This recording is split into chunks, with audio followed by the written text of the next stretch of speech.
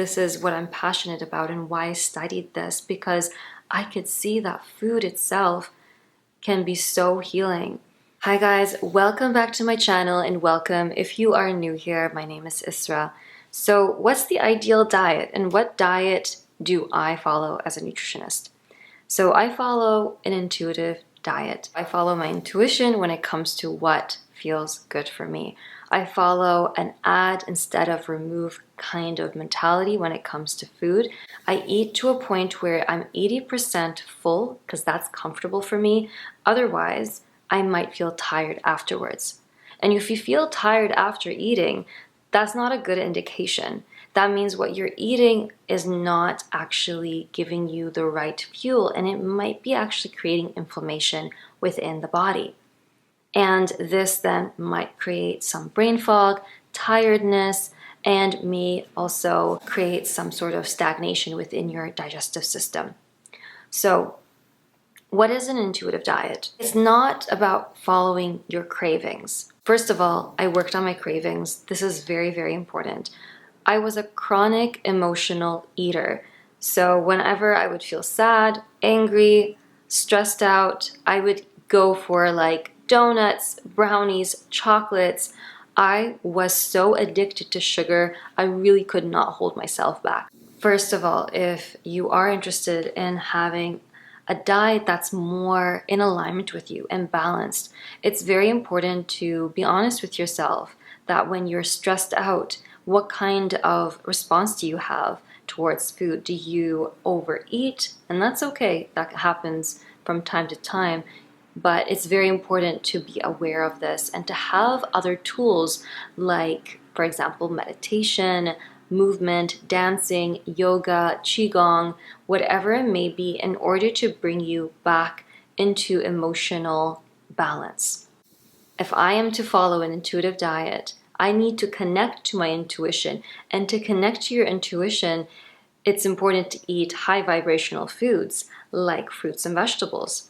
And that's why I have an approach of adding instead of removing. So let me add more veggies, a bigger salad. In general, now follow a gluten-free, dairy-free diet because that's what feels good in my body. That's what helps my skin to stay clear. That's what allows me to think more clearly. Before, I would have a lot of brain fog and I would be so restless, and then I would want more sugar, more refined white sugar. So instead of refined white sugar, what I do now is I consume maple syrup, honey, coconut sugar from time to time. So for me, it's about enjoying myself, not being too strict with myself. If I travel and I have some sort of food that I don't usually have, that might be off the list of what I want to follow. Again, this is according to what my intuition tells me. That's okay. But I always try to aim for 80 to 90% of my diet being followed, if not more than that most of the time, depending on the season and the holidays that are around.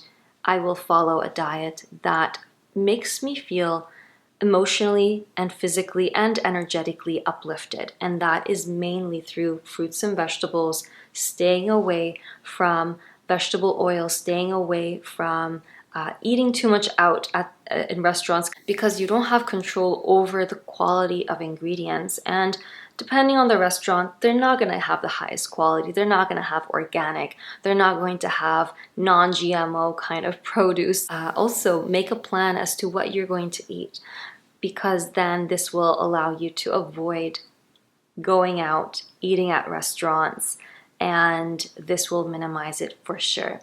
So it's not about being strict. Being strict, this rigid energy, will not allow for it to be a long-term thing. It'll feel like a chore to follow this kind of diet. But then when you follow something that feels good and intuitive, then it's easier to follow than the strict diets. And depending on where you're at, for me, I said I'm gluten-free, dairy-free, and I also stay away from refined sugar. This took me time. This was not easy, especially with the refined sugar, because it's said to be 8 times more addictive than cocaine when it comes to white sugar. So obviously not easy emotionally or mentally to overcome this.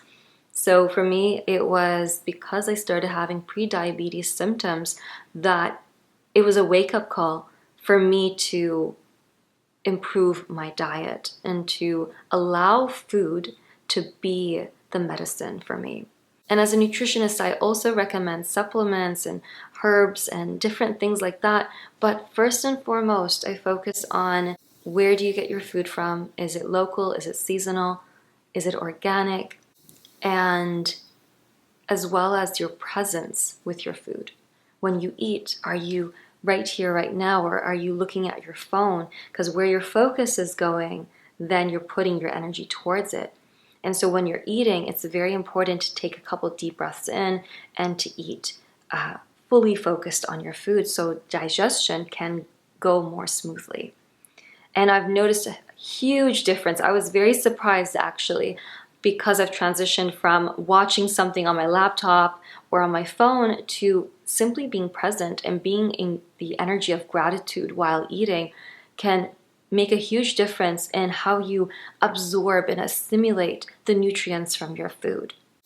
And this can be hard at the beginning because the mind is used to a lot of dopamine while you're eating and like while you're out and about in your life. So allowing yourself to have some discomfort at the beginning when transitioning into eating without having some sort of external stimulation from your phone or TV or laptop. We don't realize the emotional satisfaction that we can receive when we slow down and we're present with our food. To have a practice of slowing down and connecting to your body, this will allow you then to understand what it means to connect to your intuition and to understand what your body needs.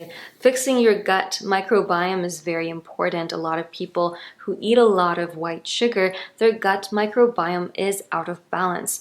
Eating probiotic-rich foods doesn't have to be sauerkraut, miso, or kimchi. It could be also through fruits and vegetables because there are probiotics in that as well in those foods. Probiotics, prebiotics to feed the good bacteria in your gut is important, and this will allow you then to connect more to your intuition more clearly.